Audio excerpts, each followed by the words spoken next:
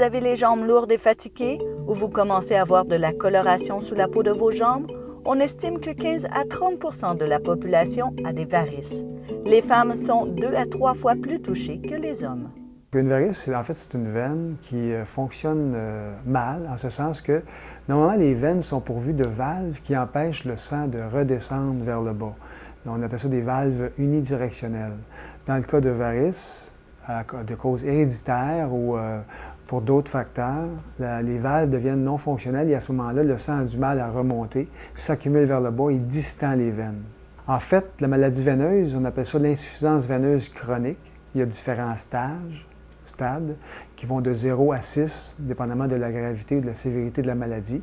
Bien évidemment, quand on est au stade 0 ou 1, ce sont des toutes petites varicosités de surface. Et si on va à l'autre extrême, on parle d'un ulcère variqueux. Ça, c'est une plaie qu'on voit à la cheville qui suinte et qui est due vraiment à l'insuffisance veineuse chronique sévère où les axes majeurs, ce qu'on appelle les veines saphènes, sont atteintes. Alors, il y a toute une gamme de sévérité. J'avais ça très jeune et au moment de la technologie concernant le traitement des varices, ils faisaient ça seulement en superficie. À ce moment-là, l'échographie n'existait pas. Fait que dès la jeune vingtaine, je faisais traiter les varices selon le procédé qu'il y avait dans ce temps-là, en superficie. Mais après ça, le médecin la technique a développé l'échographie, puis j'ai fait traiter là, les veines principales.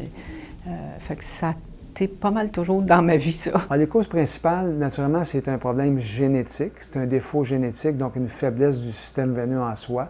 Donc, c'est transmis de façon héréditaire, en ce sens que si vos deux parents sont atteints de la maladie, vous avez au moins 80 % de chances vous-même d'en développer lors de votre existence. Aussi, de facteurs aggravants, il y a les grossesses. Ça s'accumule au fil des grossesses, dû simplement au niveau mécanique, le fœtus qui appuie sur les veines du bassin. Et aussi, lorsqu'on est enceinte, on a une facilité à faire des phlébites accentuées.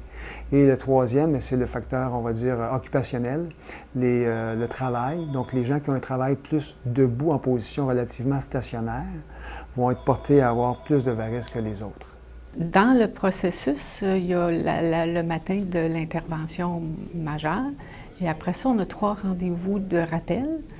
J'ai fait ces rendez-vous-là et je suis revenue pour un autre traitement et je devrais revenir à l'automne parce que je suis une personne, je pense, qui va devoir surveiller ses jambes à vie. Au début de la maladie, les symptômes peuvent être relativement frustes, pas beaucoup d'inconfort. Mais au fur et à mesure que la maladie évolue, les gens vont ressentir une panoplie de symptômes tels que engourdissement, fatigabilité au niveau des jambes, lourdeur, crampes nocturnes. Il peut y avoir aussi de l'édème, de l'enflure qui se produit au niveau des chevilles, particulièrement chez la femme en période menstruelle. L'enflure peut être augmentée aussi en période estivale avec la chaleur, en position debout prolongée, lors d'un vol prolongé ou lors d'un voyage en voiture prolongé.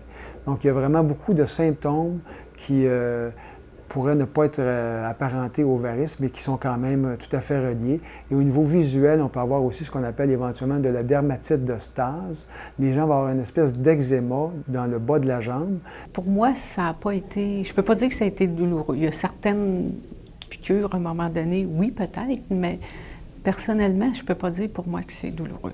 Pour ce qui est des varicosités, les petites veines de surface, on traite avec des injections sclérosantes. C'est un produit qui va déclencher une réaction inflammatoire dans la veine, qui va faire en sorte que la veine éventuellement va se scléroser, se fibroser, elle va se fermer. Et donc, le sang ne pourra plus passer dans cette veine-là.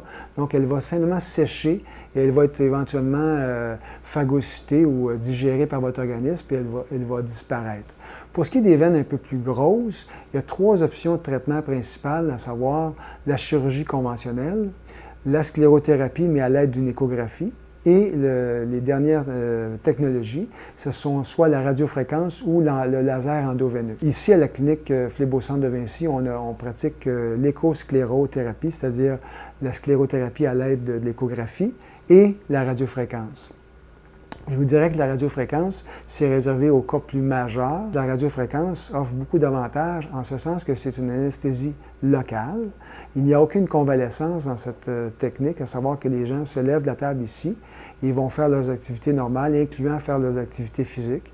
Et tout ce qu'on fait, en fait, c'est qu'on introduit un cathéter dans la veine et on chauffe ce cathéter-là à une température de 120 degrés centigrades. Et ceci fait comme sur place, lors d'une seule séance, vraiment cuire, entre guillemets, la veine, elle sèche. Et à ce moment-là, bien, les gens règlent leurs problèmes lors de cette seule séance. Les traitements vont très, très bien. J'ai eu des résultats incroyables parce que j'avais les jambes... du côté esthétique, j'avais les jambes très, très laides. J'avais beaucoup de bosses, puis tout ça. Puis ça a tout disparu. Fait que je suis très, très fière de ce côté-là. Puis question de santé, le mal de jambes, je n'avais pas trop, mais j'en avais en période quand j'étais debout. Puis ça s'est éliminé aussi. Fait que je suis très satisfaite. Alors, au niveau préventif, c'est sûr que l'hérédité étant là, il y a l'inévitable que ça va quand même arriver, sauf qu'il y a des choses qu'on peut faire quand même pour s'aider. Entre autres, l'activité physique, bien évidemment. Tout ce qui fait en sorte que le mollet travaille, se contracte, va faire en sorte que le sang va remonter plus facilement vers le cœur. Donc, on encourage l'activité physique. Il y a des rumeurs urbaines qui disaient « Non, non, j'ai des veines, il ne faut pas que je bouge trop ». C'est exactement le contraire. Plus on bouge, mieux c'est. Naturellement, le poids optimal aussi aide parce que quand une personne est très grasse, le gras au niveau des tissus sous-cutanés dans la jambe fait un obstacle aussi au retour veineux. Donc, on encourage les gens et ça avec l'exercice physique, autrement dit, c'est intriqué. Pour une évaluation ou traitement, communiquez avec la clinique Flib au centre de Vincy à Sainte-Julie au 450-649-75-57.